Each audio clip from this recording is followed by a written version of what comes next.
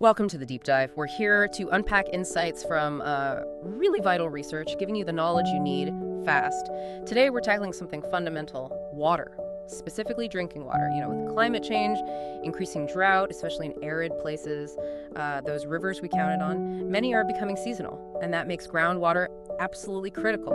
But here's the kicker. It's not just any groundwater. We need high-quality drinking water. Standards like, say, the WHO's, they set limits for contaminants, sure, but they don't always tell you the whole story about quality within those limits. And trying to figure that out by looking at, maybe dozens of different factors, it gets really complex, fast, without the right kind of system.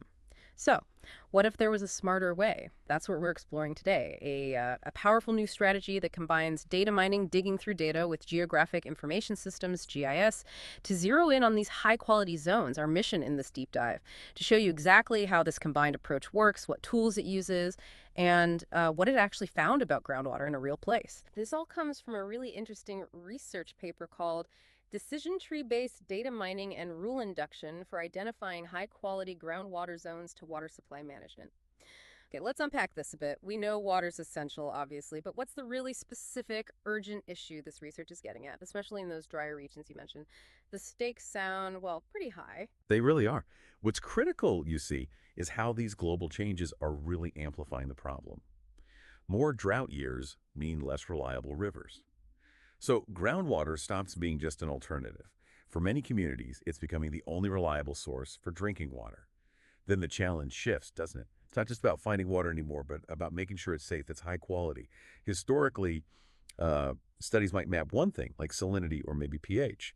But putting all those maps together effectively, that was always the hard part, getting that single, clear picture. Which brings up a key question. How do you pull all that complex, varied information together efficiently? You need something robust for making good decisions. Yeah, and that's exactly where things like Decision Support Systems, DSS, and Geographic Information Systems, GIS, come into play. They're incredibly valuable here. Think of a DSS as like a smart assistant for the people making the calls, right? It helps analyze tons of data.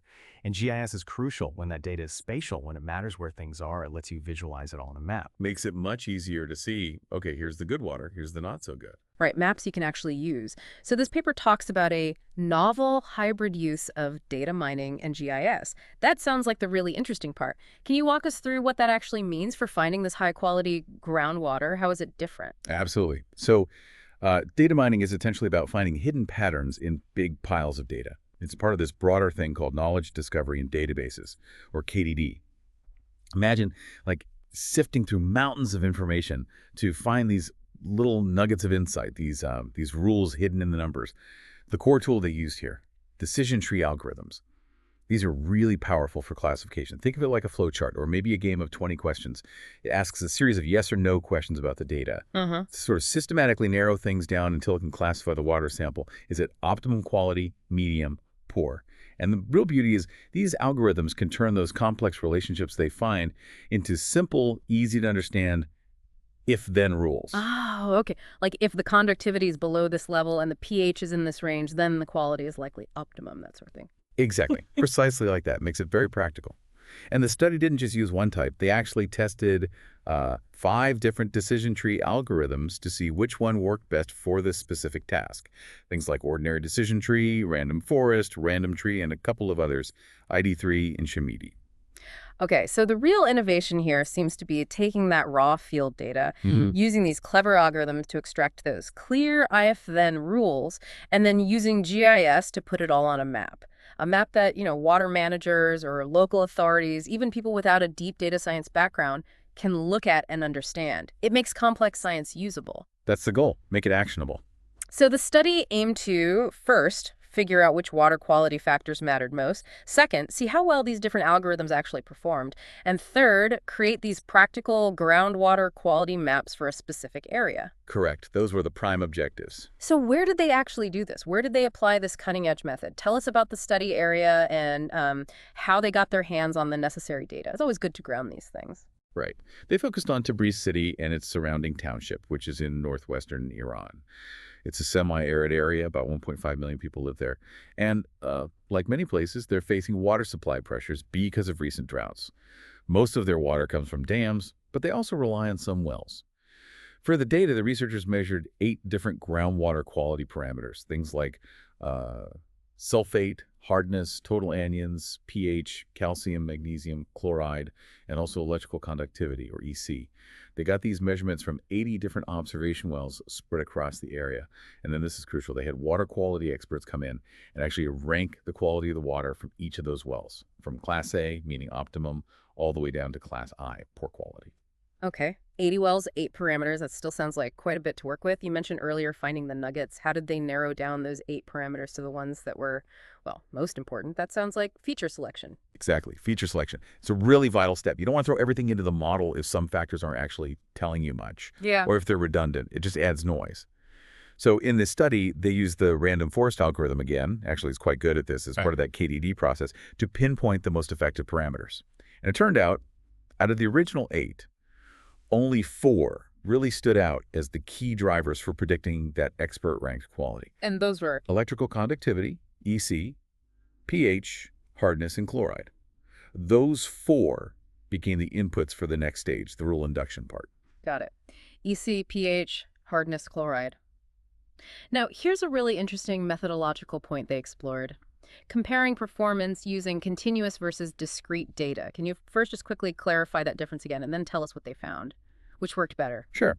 So continuous data is just the raw measurement. Like the pH reading is exactly 7.3, or the EC is 11/2050 octan C-meter. It's the precise number. Discrete data is when you group those numbers into categories. So instead of 1150, you might just classify that EC level as medium quality based on some predefined ranges. Like maybe anything under 1,000 is optimum, 1,000 to 2,000 is medium, and over 2,000 is poor. You lose some precision, but you gain simplicity. Right, simplifying it into buckets. So what happened when they compared the algorithms using these 2 types of data? Well, the finding was pretty clear-cut. The rule induction, using the continuous data set, the raw numbers, showed significantly better performance, higher accuracy, better capability overall. Interesting. So keeping the detail mattered. It really did, for these algorithms at least. And when they looked at the specific algorithms using that continuous data, random forest, or RF, was the definite winner. It achieved an impressive 97.10% accuracy. Really quite high. Oh, 97%. Yeah. The ordinary decision tree, ODT, also did very well. Came in second with 91.30% accuracy. And random tree RT was acceptable too, around 79.71%. And what about the discrete data? Did any algorithms work well there? Well, that's where it gets less impressive. Even algorithms like ID3 and CHADE, which are often considered good for nominal or categorical data, like the optimum, medium, poor labels, their performance was described as very poor in comparison. ID3 actually had the highest accuracy among those tested on discrete data, but it was only 71.43%, with a kappa coefficient suggesting only moderate agreement. So a huge difference. Okay, so the takeaway there is, for this kind of groundwater quality modeling with these specific decision trees, using the continuous numerical data seems to be the way to go.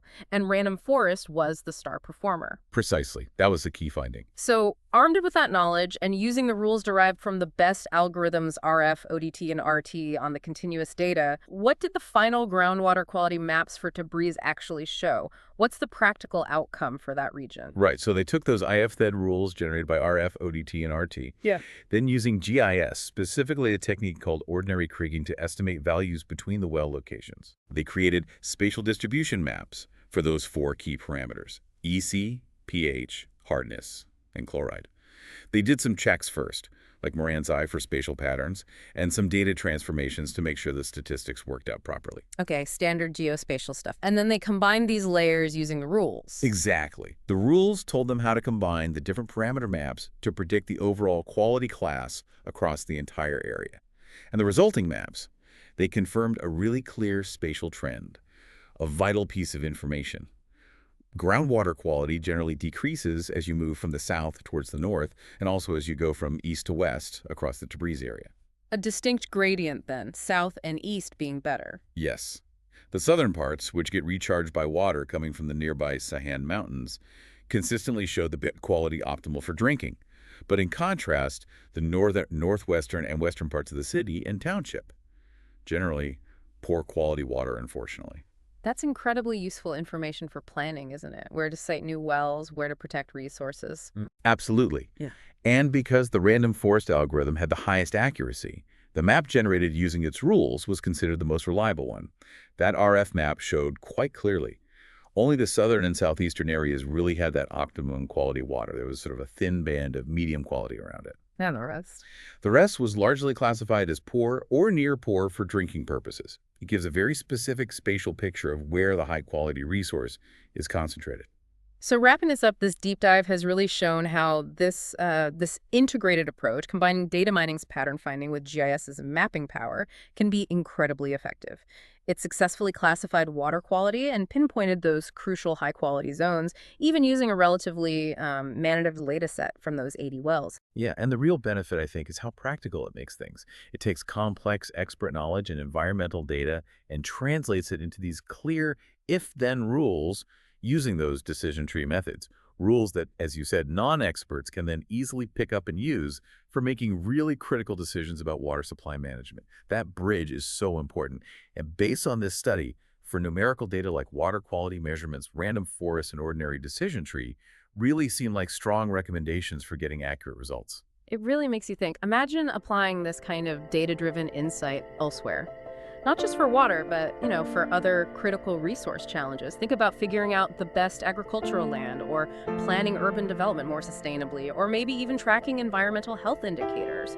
What other big, complex societal or environmental issues could we tackle better if we could distill the data down into these kinds of actionable if-then rules?